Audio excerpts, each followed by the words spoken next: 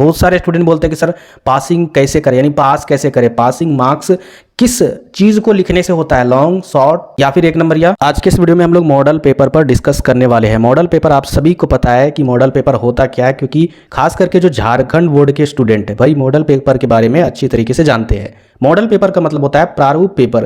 प्रारूप मतलब duplicate paper, यानी जिस तरीके से आपके फाइनल एग्जाम में क्वेश्चन रहने वाले हैं उसी तरीके से एक प्रारूप क्वेश्चन भी तैयार किया जाता है।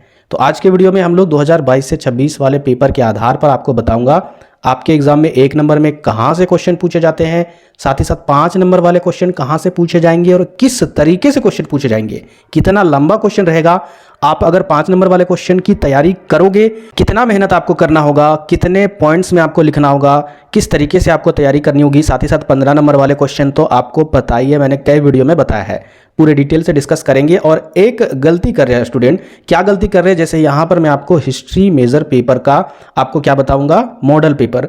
अब यहाँ पर ये हिस्ट्री वाला 2022 से 26 वाला है, तो उनको लगता है कि ये इसी तरीके से जैसे यहाँ पर क्वेश्चन पूछा गया उसी तरीके से 2023 से 27 पे भी क्वेश्चन पूछा जाएगा, जबकि ये सारा कुछ बिल्कुल गलत है। ऐसा कभी भी नहीं मानना है। जैसे 2022 से 26 वाला अगर ज्योग्राफी वाला आप लोग देखोगे मेजर पेपर का, तो पूरे तरीके से सिलेबस ही चेंज है, उसी तरीके से और भी पेपर का पूरे तरीके से सिलेबस चेंज है। मैंने तकरीबन 1 दिन समय लगाया है रिसर्च करने के लिए कि क्या वीवीओ के वेबसाइट में या फिर वीवीओ कहीं भी ऑफिशियल तरीके से मॉडल पेपर जारी करता है। तो देखिए यूसीजी जो है ना, यानी यूनिवर्सिटी ग्रांट कमीशन जो है, वो हमेशा यूनिवर्सिटी को अपडेट देने के लिए अवगत कराती है कि आप मॉडल पेपर के बारे में बताइए, अपने वेबसाइट को हमेशा अपडेट कीजिए, स्टूडेंट को हर चीज़ के बारे में जानकारी देते रहिए। लेकिन जो झारखंड की यूनिवर्सिटी है, इसके अलावा बहुत सारी यूनिवर्सिटी उसी तरीके से वीवीयू यूनिवर्सिटी है, यहाँ के साइट में मॉडल पेपर तो उपलब्ध है, लेकिन इतना पुराना मॉडल पेपर है, पता नहीं उस साइट को अपडेट किए हैं कि नहीं किए, कुछ मतलब नहीं है। न्यू एजुकेशन पॉलिसी लागू कर दिए हैं, लेकिन वेबसाइट में ये चीज़ नहीं लागू किए हैं, सिर्फ पैसे लेने के लिए स्टूडेंट से लागू किए हैं। तो कहीं भी मॉडल पेपर नहीं मिल रहा है। तो इस पेपर के आधार पर मैं आपको बताऊंगा हिस्ट्री का मेजर पेपर और माइनर पेपर का मॉडल पेपर। वीडियो को कंप्लीट देखिएगा। इसके अलावा अगर 2022 से 26 वाले दूसरे मेजर पेपर का अगर कोई क्वेश्चन दिखाता है ना, तो उसको मत देखिएगा। और बहुत सारे वीडियो भी आपको मिलेंगे सेमेस्टर 1, ठीक है, लिखा हुआ सेमेस्टर 1 VBI क्वेश्चन, तो भी इस वीडियो को नहीं देखिएगा, क्योंकि बहुत सारे पिछले सेशन का भी सेमेस्टर 1 का एग्जाम चल रहा है। आपके लिए वो वीडियो नहीं रहेगी, आपके लिए वो सिलेबस नहीं रहेगा, तो फिर आप तैयारी करके क्या फ़ायदा आपको मिलेगा, उससे नुकसान हो जाएगा। इसीलिए जहां पर भी देखिए, मेरे चैनल में ही जरूरी नहीं, लेकिन जहां पर भी अगर आपको लगे 2023 से 27 लिखा हुआ है, पर थंबनेल में लिखा हुआ है, इसका मतलब वो आपके लिए वीडियो है। और अगर यहाँ पर अगर 2023 से 27 नहीं लिखा हुआ है, तो वो आपके लिए नहीं है, वो ओल्ड बच्चे के लिए है। तो ये मत समझ लीजिए कि वो आपके लिए है। तो ध्यान से आपको समझकर वीडियो भी देखना है, नहीं तो फिर आप कंफ्यूज हो जाओगे। यहाँ पर आप देखिए ध्यान से किस तरीके से क्वेश्चन पूछा जाएगा आपके 2023 से 27 में मेजर पेपर में, चाहे माइनर पेपर में। हिस्ट्री का मैं बात कर रहा हूँ। 3 घंटे का समय दिया जाएगा।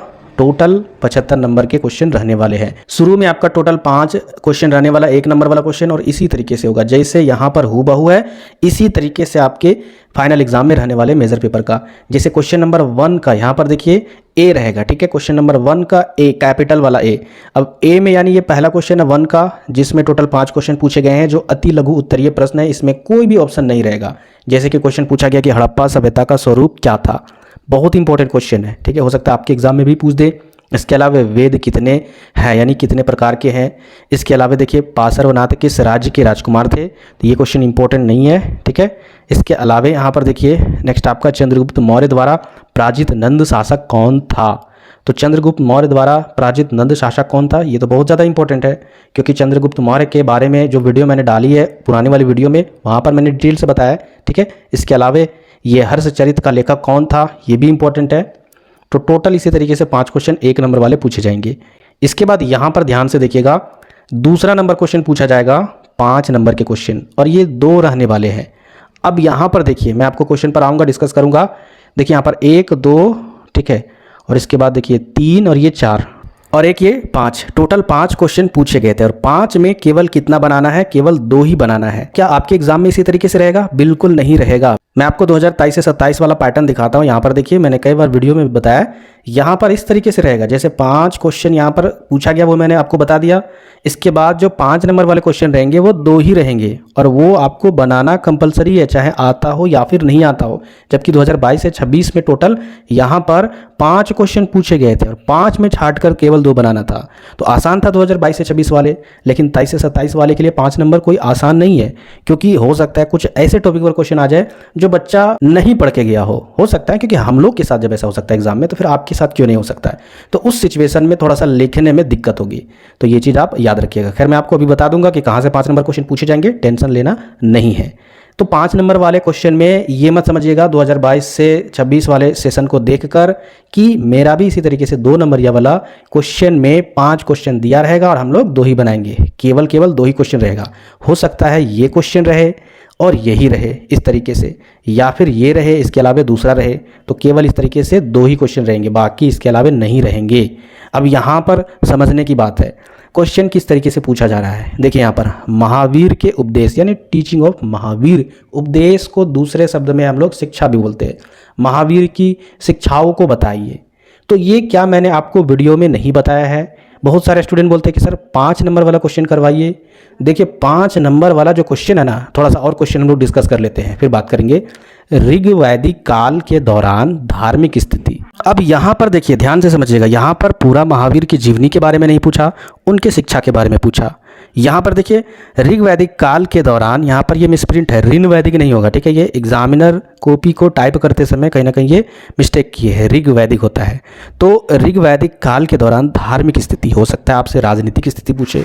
तो कहीं ना कहीं जो वीडियो में मैं टॉपिक वाइज यानी पॉइंट वाइज जो क्वेश्चन करवाता हूँ, आप बताइए क्या गलत करता हूँ? वो पॉइंट वाइज बताता हूँ, बिल्कुल सही करता हूँ ना। और उस पॉइंट्स को मैं पहले जो लिखा हुआ है मेरे वीडियो में क्वेश्चन के आंसर में, पहले मैं उस पॉइंट्स को पढ़ता हूं, उसके बाद फिर उसको समझाता हूं और फिर उस पॉइंट्स को दोबारा या तिबारे बोलकर समझाता हूं कि इसको जरूर याद रखिएगा। तो क्या अगर इस तरीके से वीडियो देखोगे, क्या आपको पॉइंट्स याद नहीं रहेंगे? तो उसी पॉइंट्स को ही थोड़ा सा लंबा लिख देना है। इसके बाद देखिए यहाँ पर नेक्स्ट यूनिट से क्वेश्चन है अशोक के प्रशासनिक सुधार के बारे में। यहाँ पर देखिए अशोक के बारे में मैंने आपको बताया था क्वेश्चन के आंसर में, पुराने वाले वीडियो में, और भी क्वेश्चन जो बचे हुए वो भी मैं आपको करवाऊंगा। तो प्रशासनिक जो सुधार था उसमें भी मैंने कई पॉइंट्स बताए थे। इसी तरीके से अगर हम लोग आगे क्वेश्चन बढ़े तो यहाँ पर देखिए नेक्स्ट क्वेश्चन क्या आपका, गुप्त काल की आर्थिक अवस्था। खैर ये हमारे यूनिट में तो नहीं है, ये सेमेस्टर 2 में पढ़ना है। इसके आगे यहाँ पर देखिए हड़प्पा सभ्यता की धार्मिक स्थिति। तो हड़प्पा सभ्यता में टोटल मैंने सारे विस्तार से बताए हैं पॉइंट वाइज। तो उसी सारे पॉइंट्स में किसी एक पॉइंट्स को 5 नंबर में आपसे क्वेश्चन पूछा जा सकता है। तो आप लोग इस क्वेश्चन को देखकर क्या समझे, 5 नंबर वाले क्वेश्चन की तैयारी कहाँ से करेंगे? तो जो 15 नंबर वाले क्वेश्चन की तैयारी कर रहे हो, बहुत सारे स्टूडेंट क्या करते हैं, जैसे अगर कोई गेस्ट पेपर पढ़ रहे हैं तो 10 या फिर 15 लाइन ही पढ़ लेते हैं, या फिर 1 से 2 पन्ना पढ़ लेते हैं और सोचते कि अब इतना इसको लंबा लिफाफा करके लिख दूंगा, काम बन जाएगा। बिल्कुल ऐसी गलती मत कीजिएगा। पूरा सारा बिंदु पूरा डिटेल से उस क्वेश्चन के आंसर का पढ़िएगा, क्योंकि उसी के आंसर से ही क्वेश्चन 5 नंबर में ही पूछे जाएंगे। मैंने आपको साफ तरीके से बता दिया कि कैसे 5 नंबर के क्वेश्चन पूछे जाएंगे। बाद में ये मत बोलिएगा कि 5 नंबर वाले क्वेश्चन नहीं करवाए हैं। अरे 15 नंबर वाले क्वेश्चन में ही 5 नंबर का आंसर छुपा हुआ है, ये समझने की आप कोशिश कीजिए, ठीक है। तो उम्मीद करते हैं कि 5 नंबर वाला जो आपके माइंड में टेंशन होगा वो दूर हो गया होगा। अब हम लोग आगे बढ़ते हैं, नेक्स्ट हम लोग देखते हैं जो आपका 15 नंबर वाला क्वेश्चन पूछा जाएगा। तो इसमें चिंता करने की बात तो नहीं है, लेकिन देख लीजिए कैसे क्वेश्चन पूछे जाते हैं। तो यहाँ पर मैं आपको बता दूं 2023 से 27 वाले पैटर्न में टोटल कितने क्वेश्चन पूछे जाएंगे 15 नंबर के। तो देखिए यहाँ पर 1 2 3 4 5 6 7। अब 7 में आपको टोटल 4 का ही जवाब देना है, यानी टोटल 60 नंबर के क्वेश्चन आपको लॉन्ग में लिखने हैं।